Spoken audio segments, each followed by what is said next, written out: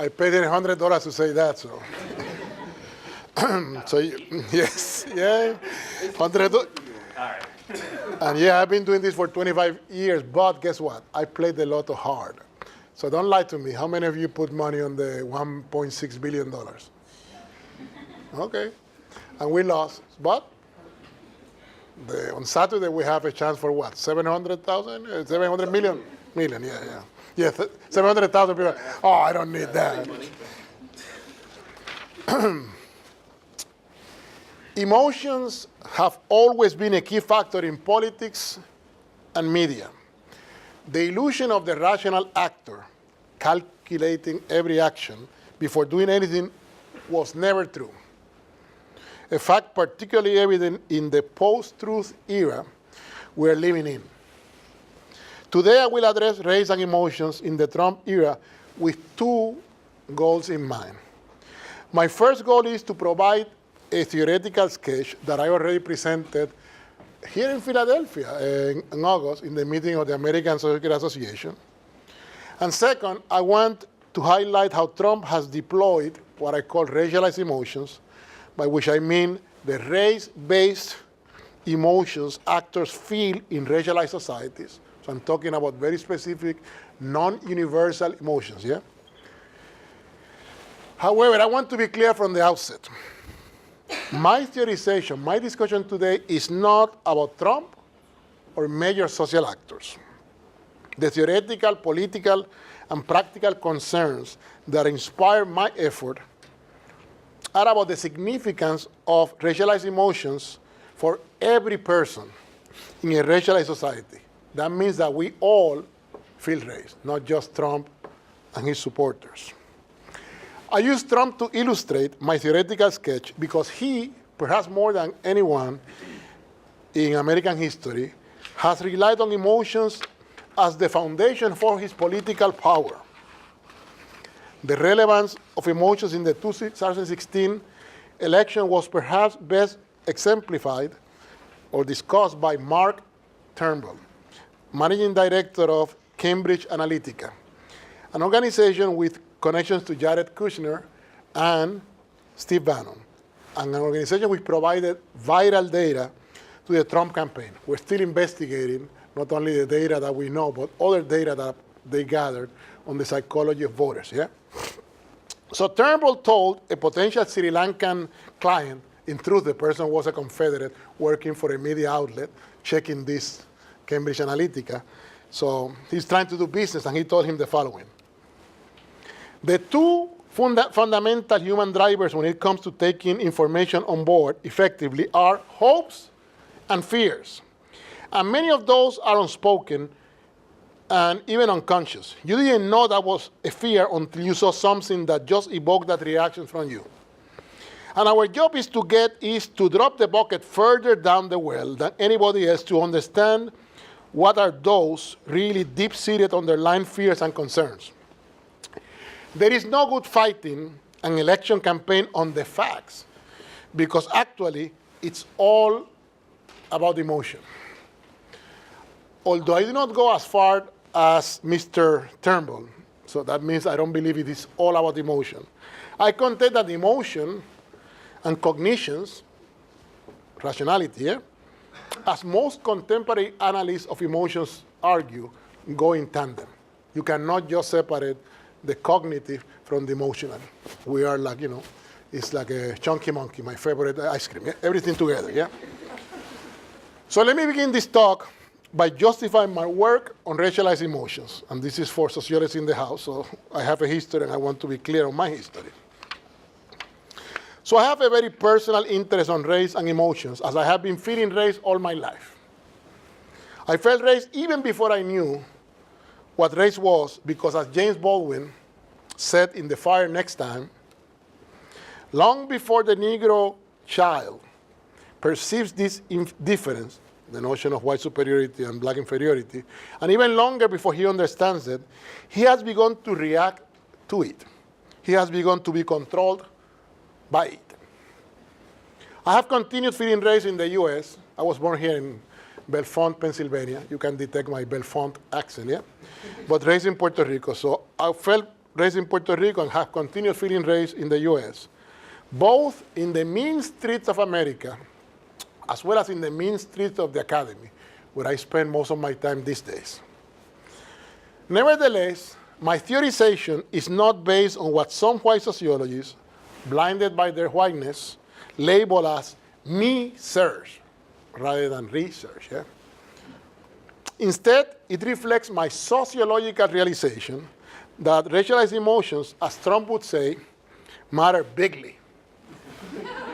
Although I still believe racial matters cannot be properly understood without what I call a structural conceptualization of racism, I no longer assume racial domination is just about objective practices and mechanisms solely connected to the economic interests of actors. So I'm now a senior person. I can criticize my own work. 20 years ago, no way I'm going to go against my work. So now I'm trying to sort of enter into a discussion with my own arguments that I articulated in 1997. So without question, economic interests are fundamental in life. Yeah? That's why all of us are playing the lotto, because we want to be rich. Yeah? But people do not live by bread alone. Yeah? So the economic is central, but it's not all. Humans simply cannot transact their lives without emotions. In terms of race, after racial domination emerged in modernity, and races were invented, so sociology students in the house, you've already heard that races is an invented category, and race has not been with us forever. Yeah? We can almost date it to 500-600 years ago. Yeah? So after that happened, the people racialized as whites came to believe that racial events were fair, while those at the bottom of the barrel were like, it ain't fair. Yeah? So therefore, each group developed emotions, for the most part, matching their location. Yeah? Accordingly, we should be concerned with racialized emotions, as the eradication of racism will require both uprooting the practices of domination that we all know about, yeah, as well as the emotional architecture of race. Yeah? So not just the practices, but the emotions that imbue actors. Yeah?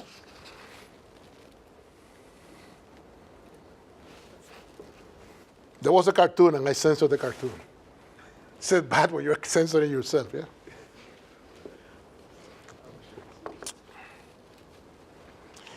So while most whites fear blacks in interracial encounters, blacks and many people of color experience anxiety and discomfort when entering white spaces. On white fear, I cite social justice writer Rebecca McCrae, who in a piece dealing with the McKinney, Texas pool incident of 2015, some of you remember that incident, yeah?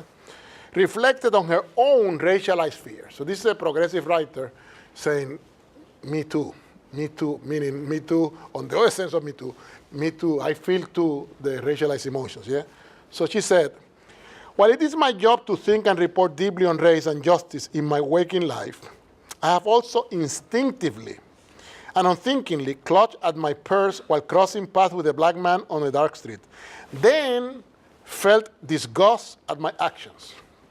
I have locked my doors while driving through the south side of Chicago. McCrae's fear of black is part of a collective phenomenon, as racialized emotions are not free-floating emotions in the interior of individuals, but rather group-based and relational. The group-based nature reflects the different positions of people in the system, and the relational component is the effect of race-making and race-living, which is interactional, etc. And we, the racial groups, are created as, let me use a fancy jargon, ontological antinomies. Which basically means that we sort of think of each other as almost opposing species, yeah? One good, one bad. One moral, one immoral, yeah? During the campaign and throughout his life, Trump used language indicating that people of color are not part of the community he wished to make great again. In 2011, he proudly proclaimed, I have a great relationship with the blacks. I've always had a great relationship with the blacks. During the campaign, he insisted on his willingness to name a Muslim to his cabinet and proudly said, "I love the Muslims. I think they are great people." Trump still uses the definite article "they," as in the Hispanics, the Muslims, and the blacks, which makes these groups racial others. Yeah? They're not part of the polity. When Trump makes exceptions, he does so in a racialized manner. For instance, in a rally, he referred to a black supporter in the following manner: "Look at my African American over here," and then exclaim, "Are you the greatest?" The man in question, who is a Republican, does not support Trump now and has been quite vocal and accusing Trump of lacking interest and doing work on blacks' behalf. The modern subject, that's we, is interpolated, that's a fancy word, as an individual, as a class and gendered actor, as well as a racialized actor. Our racial subjectivity is part of the modern self, shaped by racial projects of freedom and democracy for some, and slavery, genocide, and colonial domination for others. Because our racial subjectivities denote power relations, they are neither innocent nor symmetrical. The white man, to quote Frantz Fanon, is not just the other, but also the master, whether real or imaginary. The social production of the races bonds them emotionally and create identity. As political psychologist Jonathan Mercer states, group-level emotion can be stronger than and different from emotion experienced as an individual. Group members share, validate, and police each other's feelings, and these feelings structure relations within and between groups. Trump's subjectivity was profoundly racialized from his childhood, as his father, Fred Trump, was racially ruthless in his business. Those of you who have read Trump's biography, they always talk about his special relation with his father. Well, his father had all kinds of issues, yeah? So not only he was racially ruthless in his business, but he was even arrested at a Klan event in 1927. Trump accused the person who got this data out, as he does always, "I'm going to sue you." Check, and he yeah. President Trump shows that the apple does not fall far from the tree, as he also has a very racist history in his own business and has made or taken racist public positions. These are clear, such as his support for the death penalty for the Central Park Five. Young people here, back in the day, before you were even an idea, there was this incident. These black folks were accused and went to trial, whatever, were convicted, yeah? And then later on, DNA data showed wasn't them, yeah? After that, Trump then took an ad saying, "Off with their heads," yeah? In the New York Times, yeah. And for now, young folks, you remember the Birders conspiracy, and Trump was essential to that conspiracy, yeah? And kept on and on and on that until that's right. Not surprisingly, in 2014, as Trump was pondering a potential run in 2016, he said the following: "Sadly, because President Obama has done such a poor job as president, you won't see another black president for generations." So think about this for a second. Why would the supposedly lousy presidency of Obama lead to the U.S. not having another black president for generations? After all, no one said after George W. Bush's presidency, including Trump, who was a critic of George W. Bush, you won't see another white president for generations, yeah? Trump's racist framing works because people of color have the burden of a single person representing their entire community.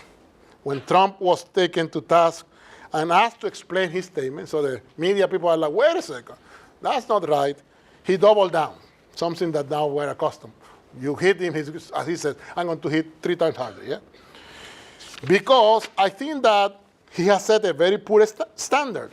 I think that he has set a very low bar, and I think it's a shame for the African American people. for the African American people. And by the way, he has done nothing for African Americans. You look at what's going on with their income levels. You look at what's going on with their youth. I thought that he would be a great cheerleader for this country. I thought he'd do a fabulous job for the African American citizens of this country. Words matter. The African American citizens of this country. Trump has continued playing with racial fire since he was elected in 2016.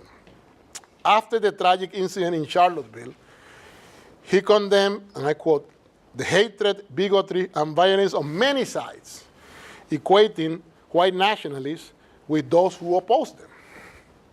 In a dispute with a black Congresswoman, Maxine Waters, Trump referred to her as a very low IQ individual, and more recently labeled Omarosa, his former White House staffer, a lowlife. We all feel race, but our feelings are not equally regarded in the emotional public square. A structure of feelings is in place that gives preeminence to the emotions of the racially dominant and downplays those of subordinate races. Why are they always angry? What is wrong with them? We hired them at Villanova and they still complain. What the hell do they want? How many black professors? No, don't tell me. Sensitive. Okay. For example, several authors have written about how the tears of white women are almost magical and command concern. Why is Barbie crying? What happened? Glenn, what did you do to Barbie? Trump plays the feeling race card often. He trashes folks of color individually and collectively, validating whites' racialized emotions, particularly their fears and anxieties about the browning of America. It's funny, I was right, I finished this, and then as I finished, Trump is fast, we give him credit. So in 3-4 days, he's like, shall I talk about the caravan? Shall I talk about, what, this morning, another bomb? This is crazy, Okay. When do we beat Mexico at the border? They are laughing at us, at our stupidity. And now they're beating us economically. They are not our friend, believe me. But they're killing us economically. The U.S. has become a dumping ground for everybody else's problems. Sorry about that. When Mexico sends its people, so you remember that was his opening salvo when after he came down from the escalator. So this was his first statement. When Mexico sends its people, they are not sending their best. They are not sending you. They're not sending you. They're sending people that have lots of problems. And they're bringing those problems with us. They're bringing drugs. They're bringing crime. They are rapists. And some, I assume, are good people. The you in this statement refers to white folks. As Samira Serrano argues, Trumpism defines the we it seeks to protect through racial and nativist lines. He's longing for a white nation, and now he told us 3-4 days ago, I'm a nationalist. And people are like, do you know the connection between that term and all kinds of problems, including Hitler and company? I said, well, we need to recover the term. I love the nation, yeah? So his longing for a white nation is clear as when he maligned Haiti and African nations as, let me quote, shitholes. And ponder aloud, we should have more people from Norway. His loathing for people of color, except for Kanye West, and those of us of a certain age, and Jim Brown was there. So some of you don't know who is that older black. He used to be a formidable football player, political activist, and then got old and stuff happens, yeah?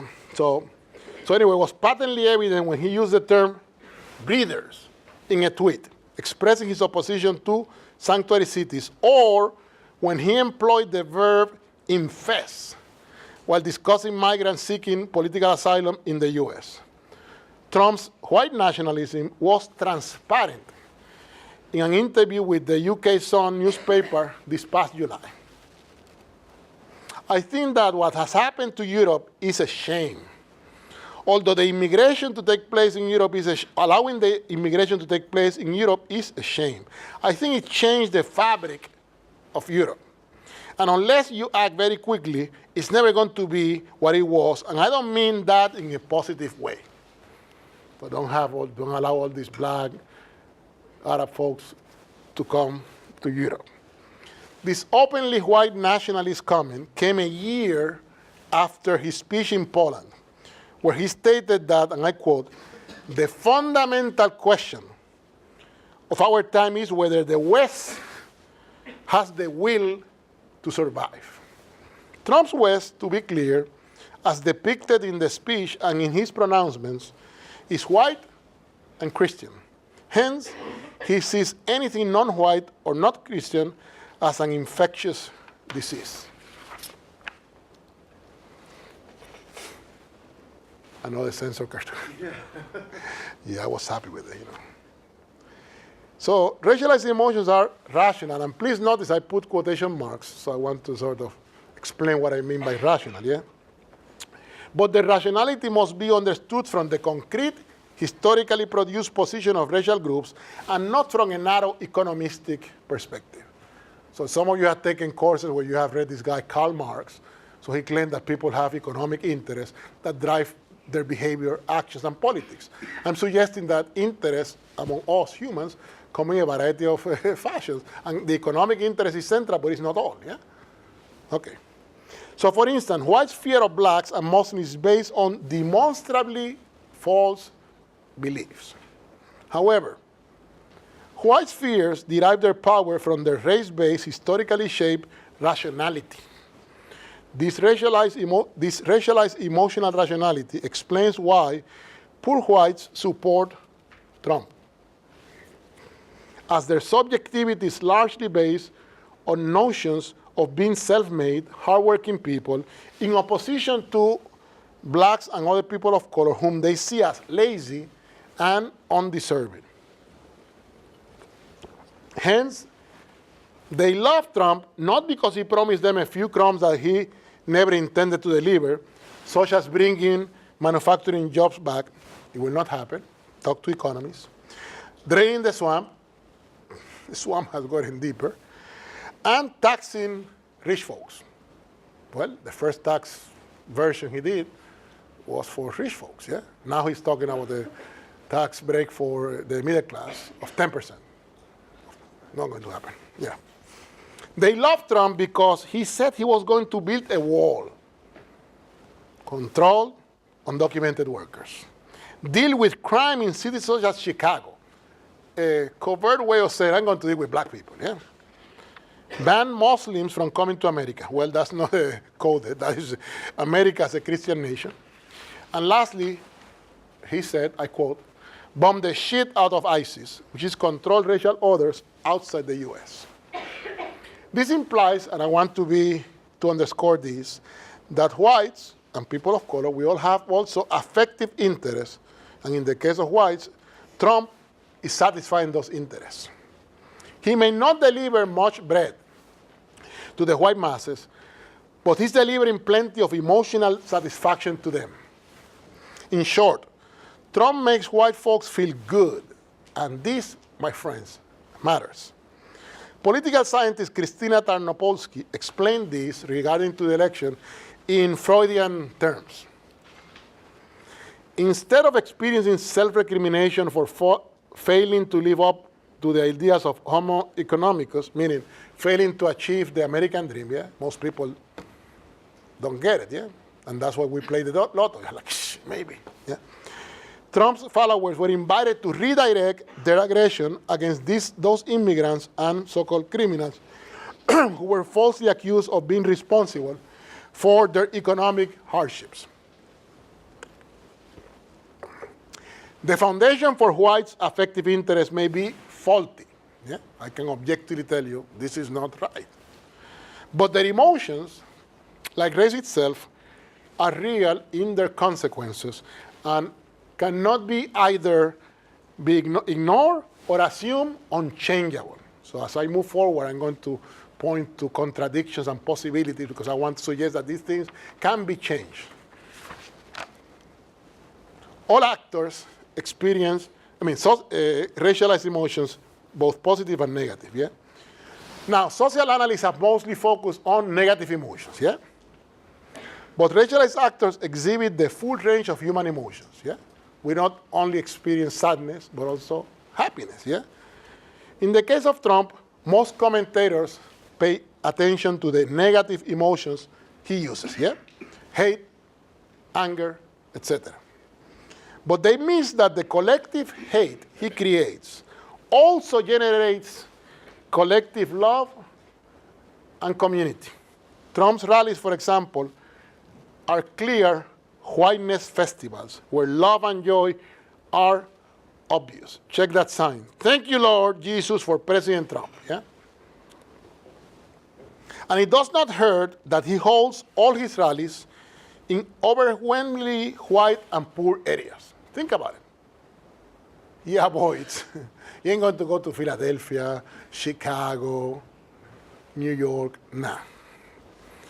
He may go to New York State and he said, okay, let me see what place is 80% or more white. That's where I'm going to go, yeah? A positive, and I put this in quotation marks, albeit problematic emotion I want to showcase is pleasure in domination. And of course, there is pleasure in resistance. That's a classic picture from the civil rights era. These folks are about to get their heads smashed, and you see they're happy because they have achieved what social movement scholars call cognitive liberation. Cognitive and emotional liberation. You got to be cognitively free, but also emotionally free to say, do whatever. I reached the point of, no return. Don't care, yeah? Deriving satisfaction from domination is evinced by many Trump supporters who rejoice with every insult, put down, taunt, and threat of violence he makes. For example, Mark Knapp, a Trumpista from South Carolina, expressed this in a 2016 interview. I like the fire. I like the way he stands up to the press. Talking to a journalist, he says, nothing personal, he says, bursting into a laugh while glancing at this reporter. I like the way he just takes the press and beats them about the head, especially when they make stuff up.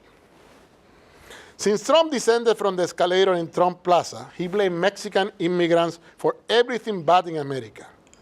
Not surprisingly, his supporters, whenever possible, berate people of color as sort of a sport. For example, in June of this year, Esteban Guzman, a 27-year-old Mexican-American from California, was insulted by a Trumpista woman. You can check this online.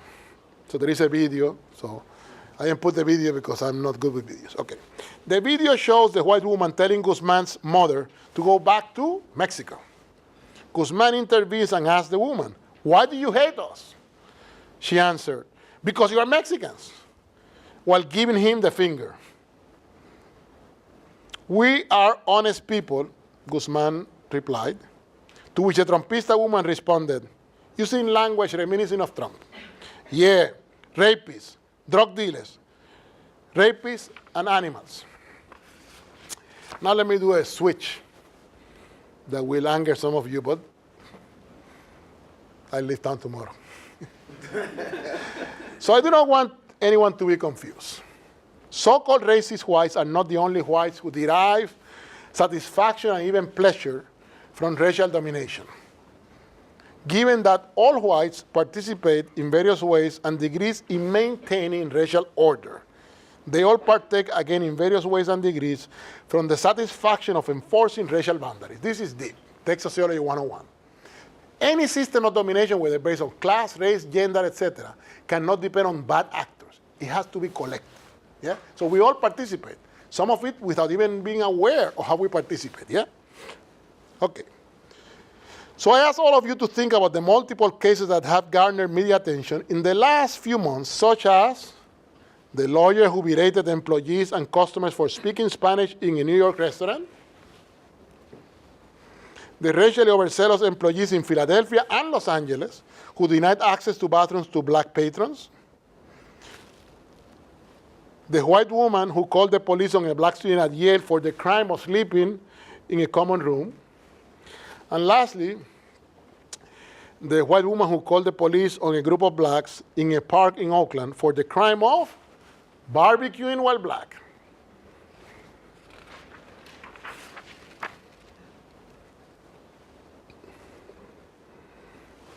Another cartoon.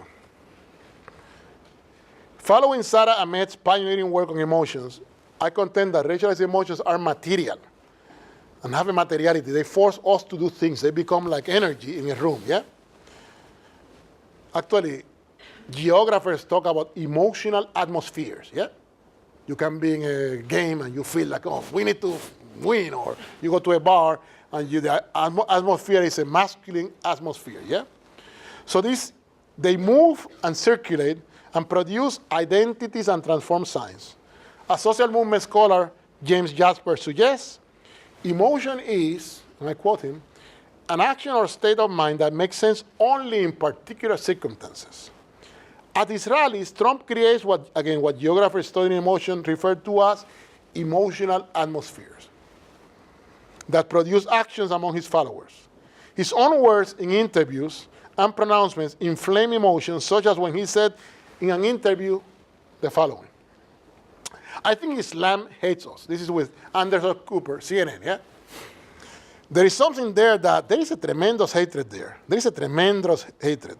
We have to get to the bottom of it. There is an unbelievable hatred of us.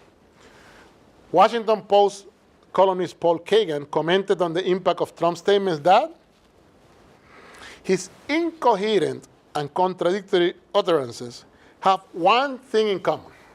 They provoke and play on feelings of resentment and disdain, intermingled with bits of fear, hatred, and anger.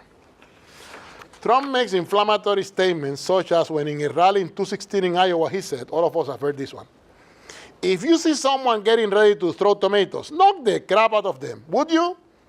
Seriously? Okay, just knock the hell out. I promise you, I will pay for the legal fees. Trump's meta-violence leads to actual violence. I wrote that before these bombs appeared, so I put a note. Mention the bombs, yeah? For instance, in a rally in Fayetteville, North Carolina, John McCrae, a 70-year-old white man, elbowed Rakeem Jones, 27, in the face. Not surprisingly, since Trump became a politician, hate incidents have increased, as the Southern Poverty Law Center has documented. The Council of American Islamic Relations, for example, has shown that between 2015 and 2016, there was an increase of 57% in hate incidents. Similarly, from 16 to 17, the incidence of anti-Semitism increased by 97%. Now, I want to show you the last picture. So these are the two characters involved in that incident. So change and reconciliation are possible too. I know you don't believe it. Maybe it was, okay, this is in the trial. They need to be good to get out of. But read the story. They are maintaining a relationship.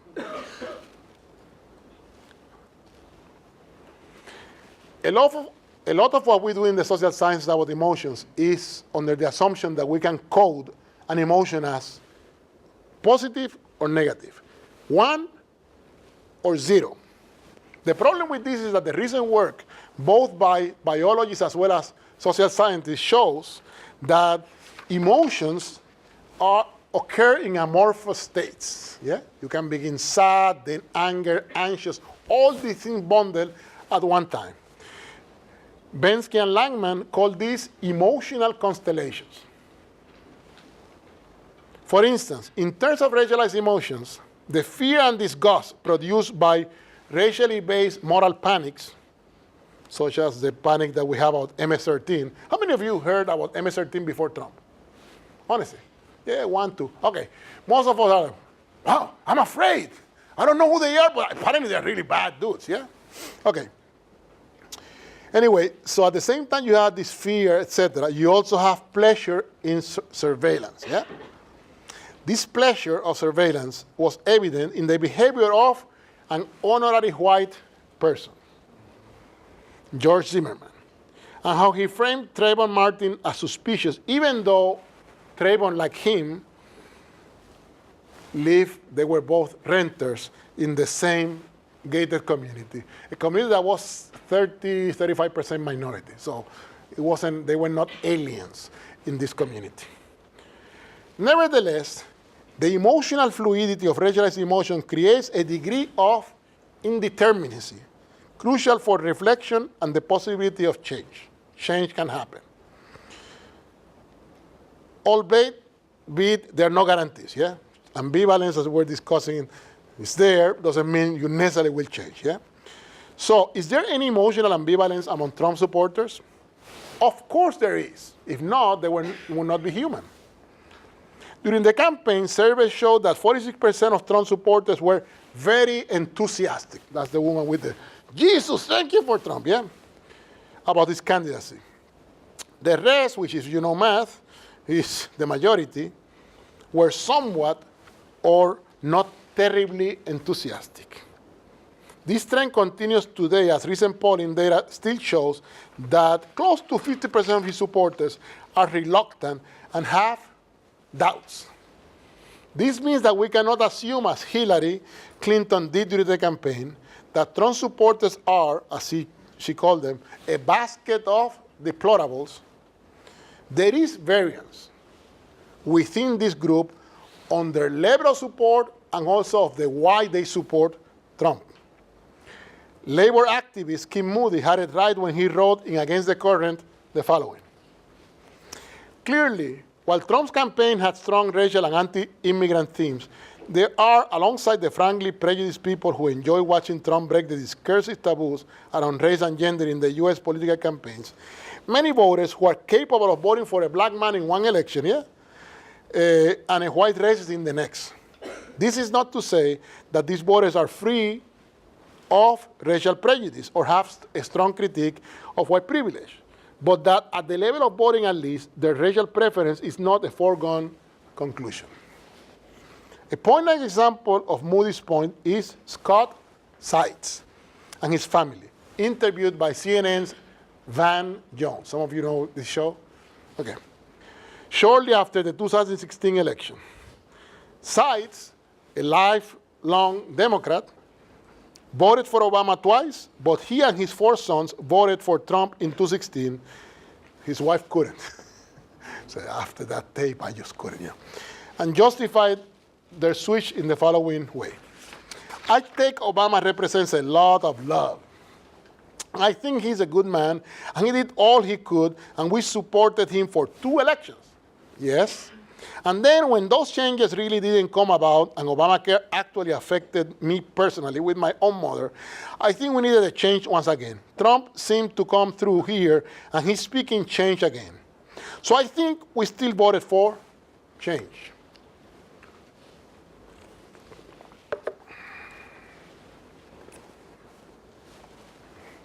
Our goal should be to develop an effective politics based on what legal scholar Janine Young Kim labels as a feeling of equality.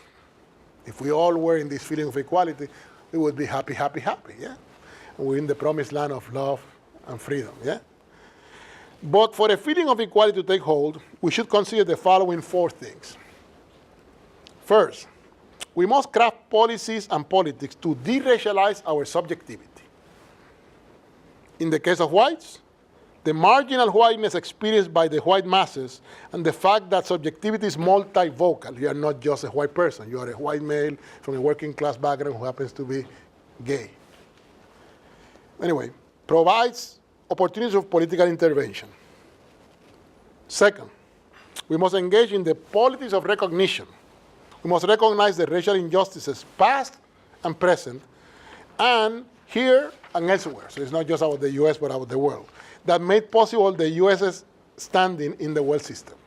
That's not by chance. There is a history there. Slavery, genocide, colonialism, and the racialized exploitation of many workers are fundamental to our history. So we need to understand that. Third, we must fold our efforts within the paradigm of racial justice. But racial justice, to be clear, is not simple diversity. That's what universities do. bring one more, then we're good. No. Should do it with the paradigm of racial justice. It's a different framework, yeah? Counting and adding one person doesn't do jack if we don't do it for the right reasons, yeah? Racial justice, as Robert Goodwin Williams argues, is based on targeting, I quote him, the economic motives, entrenched habits, and unconscious urges that sustain racial domination, and requires ethical and normative politics. Lastly, we must explore how anger, empathy, and love can be used for a progressive, affective strategy. Without anger, the oppressed cannot mobilize into action. Without empathy, whites cannot develop mutuality and respect towards racial others. And without love infused with justice, as Martin Luther King stated in his last essay before he was assassinated, we cannot change the world while maintaining our humanity in the process. Now, I used Trump throughout the talk, so I'll have to then address how to deal with the racialized emotions he's generating, yeah? First thing we need to do, we must stop demonizing the white working class, particularly since all segments of the white community, except for white women with post-college education, supported Trump, yeah? And we can then analyze the meaning of supporting Hillary. Does that mean you are beyond race? I submit to you that it's not the case. You voted for Trump? Good. But that's not mean you are beyond. It means you may be racializing a different way, yeah? Second, it is time we stop believing white support for Trump is due to class anxieties, as so many analysts did, including prominent sociologists such as Arlie Hofschild. This is reductionist and partly wrong. Trump has offered the white masses some traditional material things, but his success has more to do with his race and, yes, let me add, male and heterosexual emotional appeal. So I'm talking about race, but some of you should be thinking, but what about the gender angle? You're right. It's not just about race. He uses a bundle of potential emotions connected to categories, yeah? And that's his spiel, yeah? So what specific things might the left consider to craft what I would call a progressive, affective politics? First, the fact that whites exhibit a degree of ambivalence in terms of the racialized emotions and are, as subjects, yeah, never finish. So you never finish. You can change, yeah? So you may say, oh, my grandpa will not change. Okay, grandpa may continue. But you can change, yeah? College is a moment that could help you to transform your soul. Doesn't guarantee anything either, but it's a moment, yeah? So you may have been raised all your life in a white habitus. Now you're in a place where you interact with people of color. That may help. Use the moment wisely, yeah? Anyway, so this fact that we're never finished products gives you space for possibilities of change, yeah? Can we, for example, think of ways of talking to Mr. Sykes, who I just quoted, yeah? About the race-class issues in America? I think so. I think we can develop a new way of talking rather than doing what we have been doing since 1980. Again, kids. In 1980, the president was? Wow. Who knows? Ronald Reagan, yeah? Okay, so anyway, so we have been in this place before.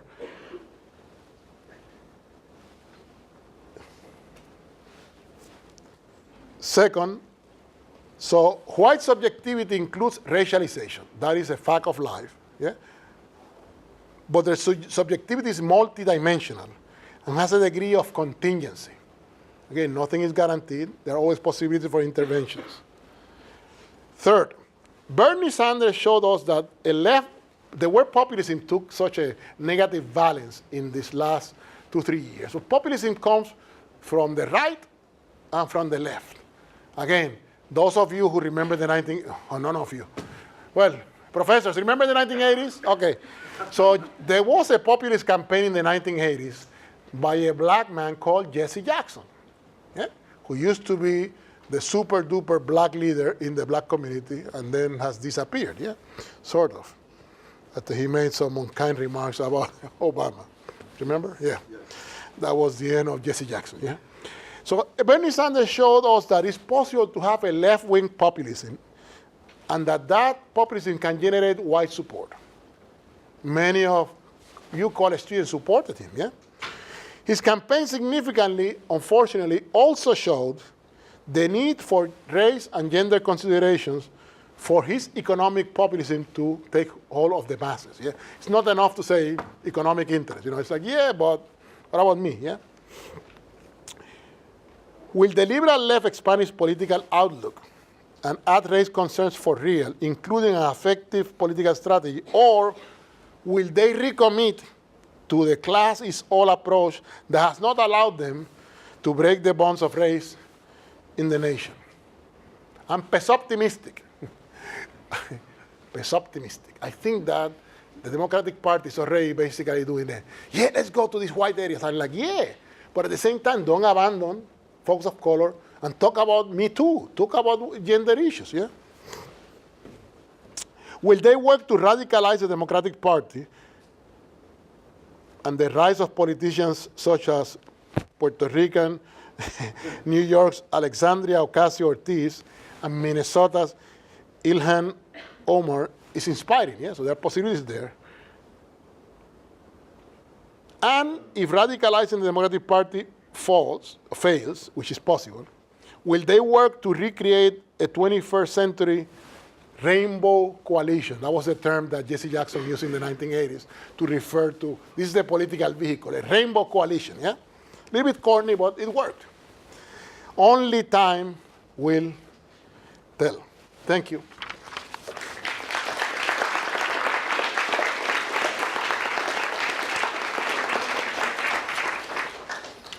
Y'all, I did all these cartoons, and you are not giving me any love. And I didn't do it by hand. I used the computer thing, which is, if you use it, it's hard, very hard. Anyway, anyone knows what is that figure? Huh? The Scream by Edward Munch, the painter, yeah. Scream is not just a movie. All right. It's multiple movies. It is. It's Halloween. It's Halloween mask. It's everything. Okay. So we left a little time for questions for Dr. Bonilla-Silva. I think that there are lots of questions that are already out in the media, but ones that y'all would have based on his talk. So if you want to, did you manage to get a microphone? I have one. Oh, beautiful. Wow. All right. So if you'll raise your hand, then Dr. Hodges will come to you, and you can ask your question of Dr. Bonilla-Silva. Don't be afraid, don't be shy. There's a question here.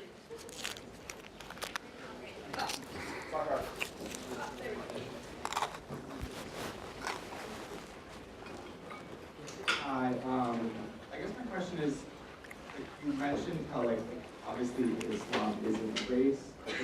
Does it, obviously Trump uses it as a race.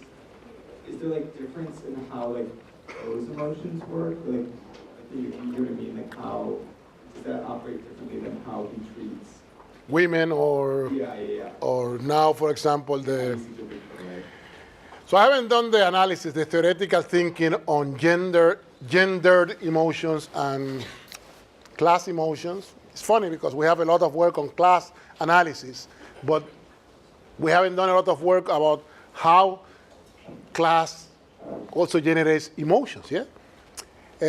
So I don't know exactly if they work the same way, but I think I can sort of use a lot of the arguments of today and say the gender-based emotions are also relational and group-based, yeah? I can also say that they're positive and negative, yeah? What we know is that he uses all of the above, yeah? So he's the master puppeteer of emotions. So he can use gender, he can use race, he can use sexual orientation, yeah? So I'm the past president of the American Social Association, and this morning we were putting together a statement because of his new approach of trying to say that sex is either male or female. And we have tons of work in this area showing the fluidity of sexuality, yeah?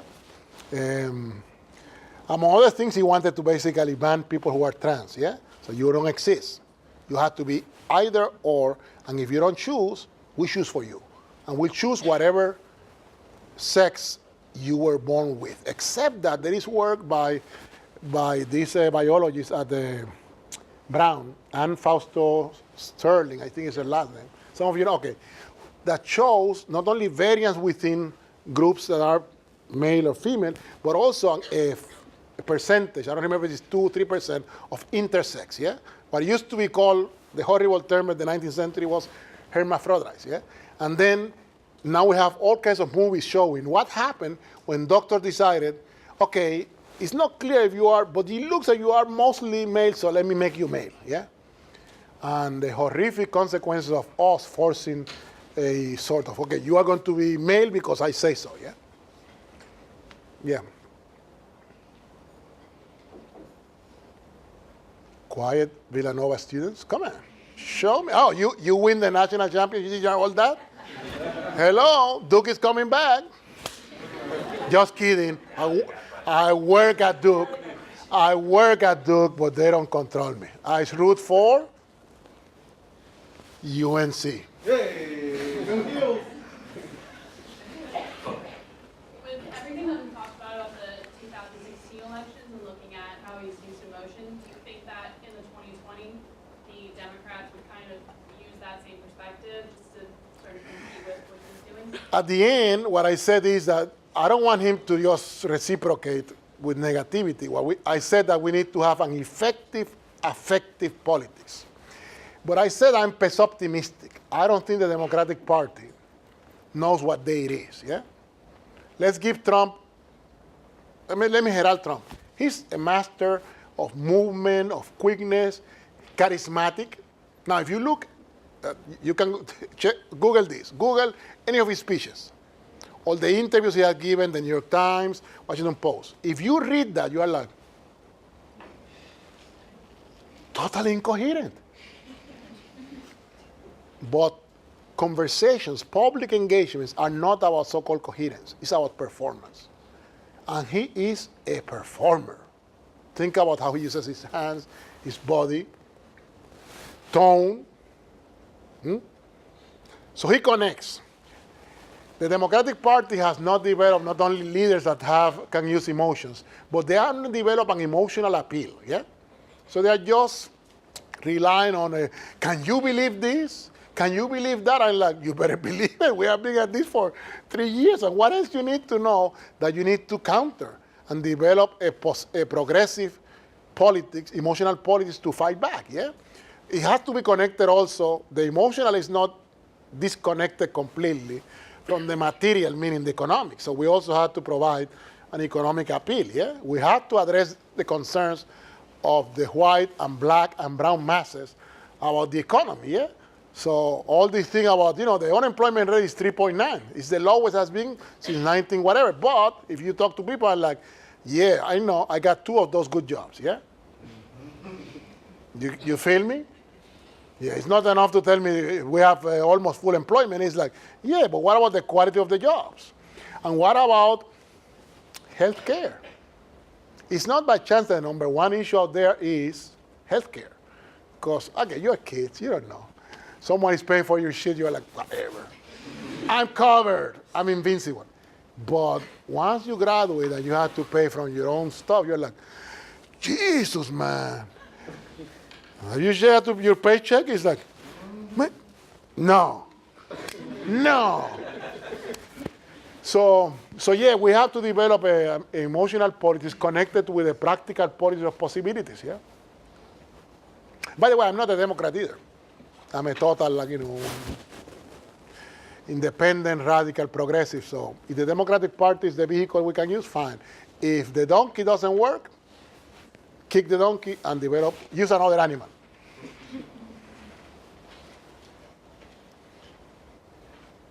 What are some effective ways to use our racialized emotions in a positive way? Well, I mentioned at the end, and I think it's something that we have to collect. I mean, it's not just my idea, so I would like to hear your views. So I think that I mentioned this. I'm a little bit older I'm significantly older than you. So I remember when in 1980, Reagan won, and the liberal left stopped addressing the white working class. So literally, we abandoned communities, abandoned possibilities. We haven't done much until Bernie Sanders came and for a little bit sort of, reunited. And in the 80s, a little bit of Jesse Jackson. I was a graduate student in Wisconsin. And in Wisconsin, a overwhelmingly white state, Jackson got like 38% of the vote, which was for me fantastic. That's the beginning of something for us to organize. But the problem with electoral politics is that they are narrow. Yeah?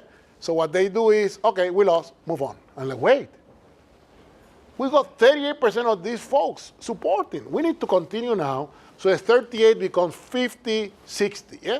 So we begin there and expand. So that means we need to also change a little bit of our heart. Yeah? And I don't know if it's going to be you and I as people of color, or it's going to be progressive whites going to the so-called boonies in America. Yeah? So I live in North Carolina. Yeah? As they call it, God's country. Yeah? Well, I'm probably not going to go to a lot of God's country to organize this new politics, and I hope that my progressive white colleagues do that effort. But I think we need to begin thinking about how do we interact, how do we engage, what kind of arguments, yeah? What kind of emotional balance can we put? How do we do the complicated discussion about, on the one hand, you are mad with me because you think that I took your job, that you're doing poorly because of me, that those undocumented workers are, come on. So it's a complicated, difficult conversation, but we have to develop the arguments and the emotions of conveying these arguments about, it's not them. When are we going to talk about corporate America? You know who is the bigger, it's a term that I don't want you to use, but it was famous in the 1980s under Reagan. The myth of the welfare queen. Have you ever heard that? Yeah. You know who is the biggest welfare queen in America? She knows. It is not poor blacks and brown people. It is corporate America. They receive more tax dollars from us to do everything, research and development, et cetera, et cetera, et cetera. That could be politically an argument to make and to connect emotionally with the, hey, you think I'm your enemy? Wrong, baby. I am worse than you. My overall objective status is worse than yours. If I'm taking your job, I should be doing better than you. But if I'm doing worse than you, hello, we need to talk, yeah? So we need to develop a new way of talking, engaging, and thinking and connecting emotionally with folks. What we're doing now is nothing. It's silos. We don't talk. And in the Democratic Party, they have a mythology, which is the magic of the demographic shift. Don't worry. As people of color keep growing, then in a few years, we'll win everything. Well. That argument is based on the expectation that the people we call today black, Latino, etc., will continue in that category in the future. Guess what we know about race? It's a continuous process. So some of the people that we call black or Latino or Asian may not be in 20, 30 years. I'm not saying everybody, but I'm saying some of them may migrate and become white. And you are like, how can a black person become white? Hello? The history of race making suggests that we have had people who were black who became white. Yeah? It used to be called passing.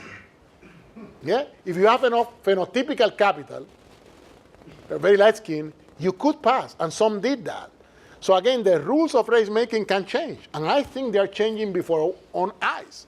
Today, we have a lot of people calling themselves, don't call me black, don't call me, I am, give me names, biracial, multiracial, in between, I'm an American. What was that black singer who said, I'm just an American, don't call me black? Hello, 2 years ago. Anyway, so who knows? Next.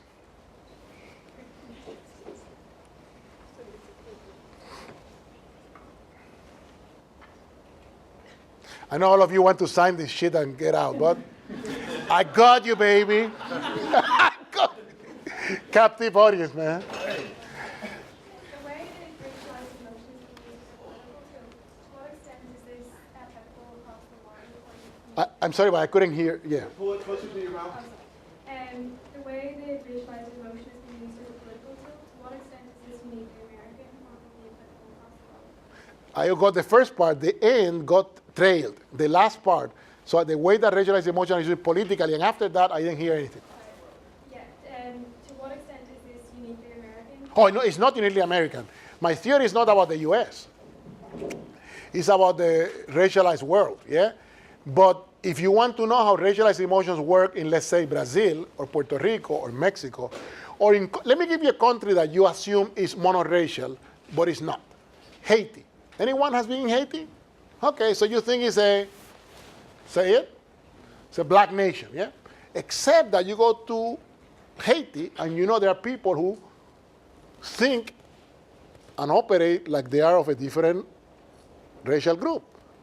And they call themselves brown or light skin, etc. Or you go to Puerto Rico, and we Puerto Ricans come in all beautiful colors. Yeah, we're a beautiful people, yeah. And we go despacito. I got to give in. Come on, folks. It's late. Okay. Well, I got off. I was talking about what? Despacito? What am I talking about despacito? Oh, race-making rules in other countries, yeah? So you go to Puerto Rico, and you think, you, using your American standards, think that everybody in Puerto Rico is sort of black or black, yeah? Except that you go to Puerto Rico and they tell you, most of us are white. According to the census, 80+% of Puerto Ricans self-identify as white.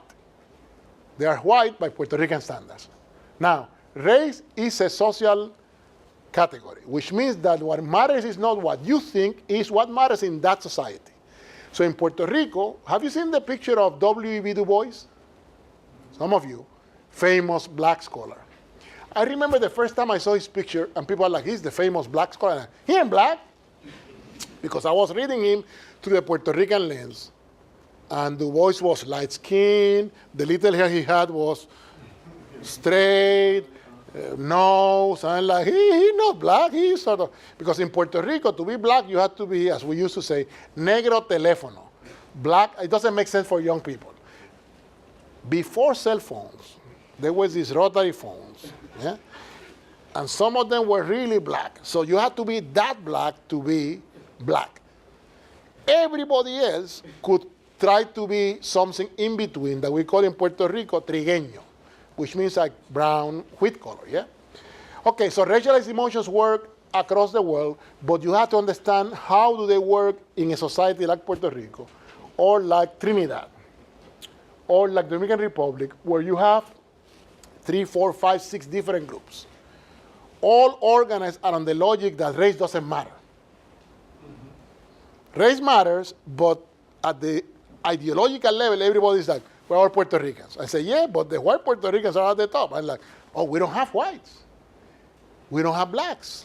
We're all Puerto Ricans. I'm like, yeah, but come on. I watch TV and Univision. It looks like it's only white Latinos. I'm like, no, we come in black and Indian and all kinds of beautiful, variations, yeah? So yes, racialized emotions are well systemic, but the analysis of those emotions has to be by society. One more question there? Or maybe... You can yell? Okay. So would you say that there are races within race that we establish in different societies across the world? So like Races within? yeah. So like a system of race. Like you were saying in Puerto Rico you have different colors like of Puerto Ricans. Would your society establish them as their own specific race within the nation? The secret of race in the world. Let me tell you what is coming to your country, to our beautiful country. For the longest, it's funny that we think of race and we think of 3 societies. The US, South Africa, and Brazil. That historically, we in the social sciences, that has been the meat of our analysis. Unfortunately, most societies are not like that. Actually, most societies are like Brazil. Yeah? Brazil, Puerto Rico, Cuba, Mexico, Guatemala, etc., etc., etc. They are more typical of how race was created, produced, and developed in the world system.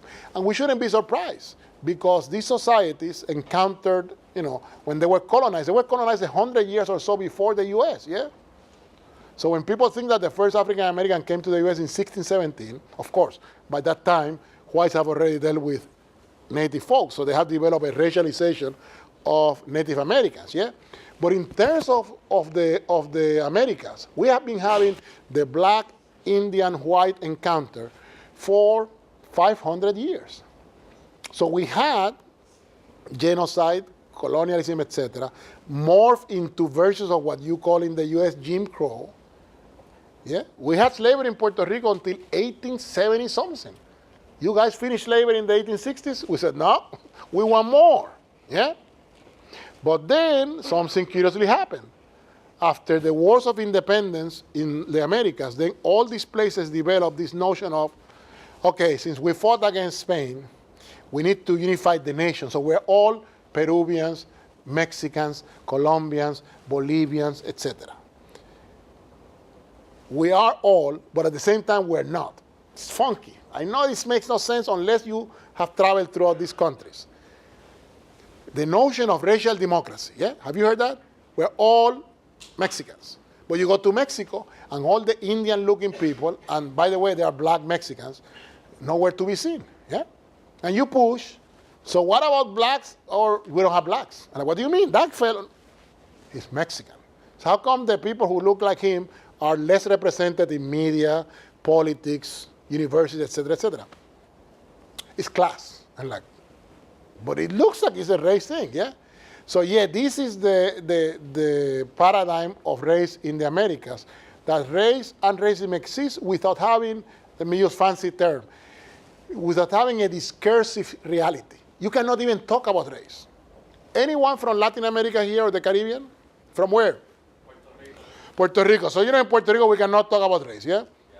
Somos todos puertorriqueños. And we are all like all, you know, pasteles. I ate pasteles 2 days ago. I was so happy, you know. Anyway, so that is the secret of race in the world. And I think, let me give you the future of race in the U.S., that slowly but surely the U.S. is moving into a Latin America, and I know that talking about this at the moment where Trump seems to be giving up all standards of race seems contradictory, but I'm going to stick to my gun. I think that the future of the U.S. will be something like a Latin America or Caribbean society, where we all will begin saying we're all Americans, race doesn't matter, the census may do what we did in Puerto Rico. Puerto Rico, which is USA, for 60 years, we stopped asking the race question. We said we don't have that in Puerto Rico, so we're not going to ask that question. When the question was reintroduced, we became whiter than America. So this country is what, 69% white? Puerto Rico is 80 plus. Why is that the case? Because in a society that gives advantages to a group, honestly, who wants to be at the bottom? It's like, yeah, me. Kick me. No. I will say, well, my great-great-great-great-great-great-grandfather was white, so I think I can put white in the census. So I'm census white. So yeah, the future in the US is something like that. And I think that we're going to have a group at the bottom. I call that the collective black. A group in the middle, which I call honorary whites, sort of an intermediate transitionary group. And then at the top, whites. And the whites will be regenerated and reinfused with some of the people struggling to become white. Race is a permanently unstable category. Don't assume that because a group is today or people today are X, they will be in the future. Secondly, last point, things that historically have always been important will become more important. Phenotype. It's not just your so-called, I see you and like, Asian, white, Puerto Rican, no, just kidding. Yeah. No, we will look also at the phenotype, skin tone, hair texture, lips, everything will count. That is the secret of race in the Americas. In the taxonomy of race, we count for everything, even factors that are not in the body, such as education and money. Have you heard that notion that money whitens? It's true. and it has, anyway, I can talk about that forever. Because there is a history of why we talk in Latin America about money whitens. The Spanish government allowed people of color to buy certificates of whiteness. Can you believe that? I like, how much? What do I get out? Well, if you get a certificate, you can work in the military. That used to be a good job in the Spanish moment. So you can be in the military and your kids will become automatically white. Say, okay, I give the money. I want my certificate. So you got a certificate. I'm white. And then they change your racial status. You became white. Well, thank you all for being here. Thank you, Dr.